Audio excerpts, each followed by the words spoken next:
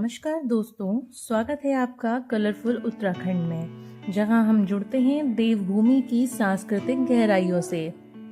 आज हम बात करेंगे उत्तराखंड के एक बेहद खास पर्व की, जिसे सातु आठू पर्व या गौरा महेश्वर पर्व के नाम से जाना जाता है। वह पर्व जो देवी पार्वती और शिव जी की पवित्र एकता का लोक उत्सव है। इस त्योहार को समझने के लिए हमें देखना होगा कि यह कहाँ, क्यों और कैसे मनाया जाता है। यह पर्व कुमाऊं के कई जगहों में, विशेषकर पिथौरागढ़ एवं सीमांत क्षेत्रों में बड़ी धूमधाम से मनाया जाता है। नेपाल के कुछ क्षेत्रों में भी यह पर्व गौरा महेश्वर पर्व के नाम से जाना जाता है।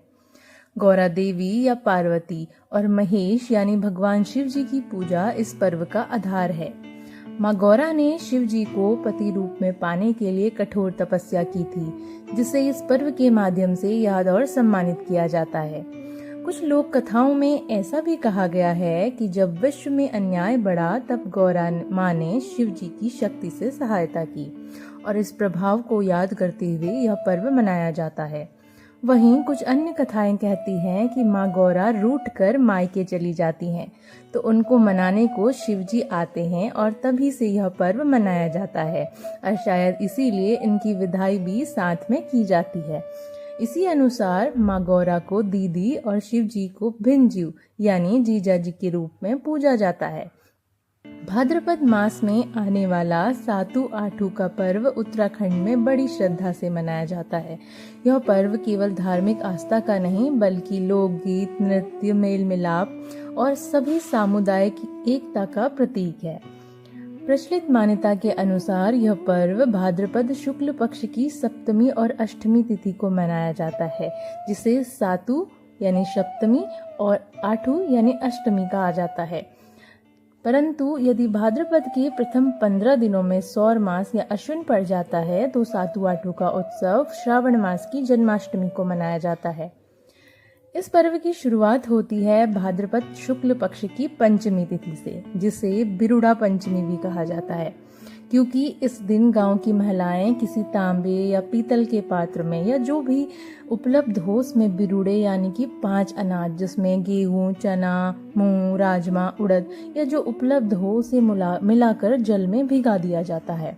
इस बर्तन को साफ करके शुद्ध स्थान में रखा जाता है और उसमें गोबर के 5 टीके बनाकर उनमें पिठिया, अक्षत, दूब आदि लगाकर उन्हें पूजा जाता है। इसी बर्तन में कपड़े की पोटली भी बनाकर रखी जाती है, जिसमें चना, गेहूं, सुपारी, कच्ची हल्दी का टुकड़ा, दूब आदि को बांधकर उसी में डुबा दिया जाता है और इसे बाद में पूजा के बाद भगवान को और फिर घर के सदस्यों को लगाया जाता है। ये अनाज उर्वरता, समृद्धि के आधार माने जाते हैं। सप्तमी के दिन महिलाएं इन बिरुड़ों को नदी, नौले या झरने के किनारे ले जाती हैं, क्योंकि आजकल यह सभी उपलब्ध नहीं होता, तो घर के ही नल में इन्हें ले जाकर धोया जाता है। इन्हें खासकर 7 बार धोया जाता है।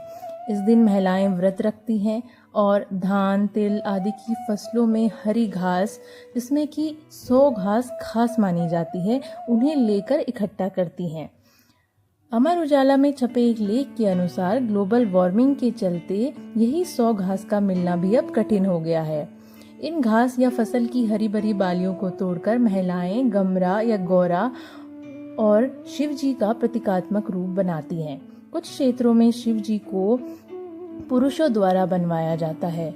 यहाँ यह जान लें कि माँ गौरा और शिव जी को यहाँ लोक भाषा में गमरा और महेश नाम दे दिया जाता है। इन्हें फिर दूल्हा दुल्हन के समान सजा दिया जाता है। इन्हें जो मुकुट आदि पहनाए जाते हैं वो अक्सर गांव के किसी नए शादीशुदा जोड़े के भी होते हैं। इन गौरा महेश को अधिकतर गांव के किसी एक महिला के घर में रख दिया जाता है, जहां फिर सभी लोग सामूहिक रूप से इकट्ठा होकर पूजन करते हैं। बिरुड़ों को पूजन के उपरांत गौरा महेश्वर को अर्पित किया जाता है और फिर उन्हें अन्य देवताओं को भी चढ़ाया जाता है। इसके बाद इन्हें घर के सभी सदस्यों के सरों पर रखा जाता है।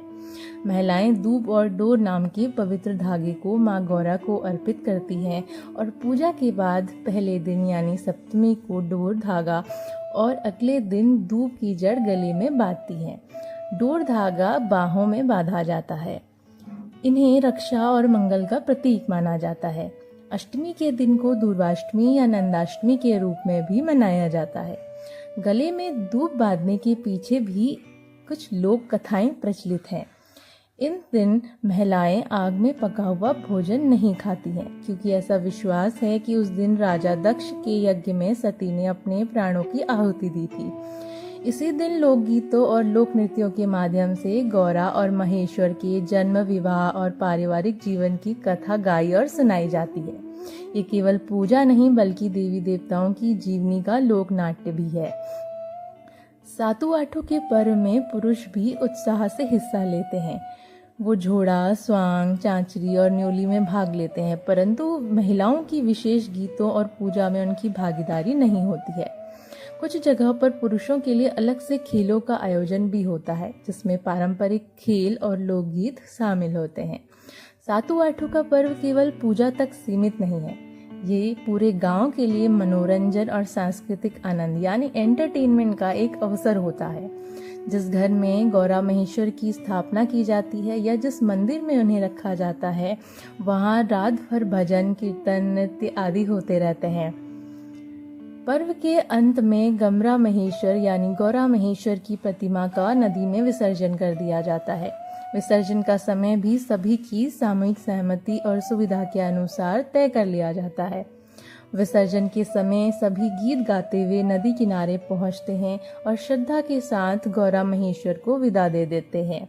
यह भावपूर्ण क्षण दिखाई देता है। पूजा के दौरान कुमाऊं के शकुनाखर, सातु आठू के गीत जैसे लोक गीतों को खूब गाया जाता है। इसमें कुछ गीत बहुत ही प्रचलित हैं। इस प्रकार सातु आठू का पर्व केवल धार्मिक अनुष्ठान ही नहीं बल्कि लोक जीवन और लोक कला का संगम दिखाई देता है। ये पर्व हमें याद दिलाता है कि जीवन में उत्सव केवल पूजा के लिए नहीं बल्कि एक दूसरे से जुड़ने, अपनी परंपराओं को सजोने और आने वाली पीढ़ियों तक पहुंचाने का माध्यम भी है। कलरफुल उत्तराखंड में भी हम ये कोशिश करते हैं कि संस्कृति के रंगों को इस प्रकार सहेजें कि आने वाली पीढ़ी ये आसानी से समझ सके और साथ ही इन रंग में रंगने को मजबूर हो जाए। तो अगर आपको हमारी ये वीडियो पसंद आई हो तो इसे लाइक और शेयर करें। उत्तराखंड की संस्कृति के बारे में ऐसे ही चीज़ें और जानकारियाँ प्राप्त करने के लिए हमारे चैनल को शेयर और सब्सक्राइब ज़रूर करें। जय देवभूमि।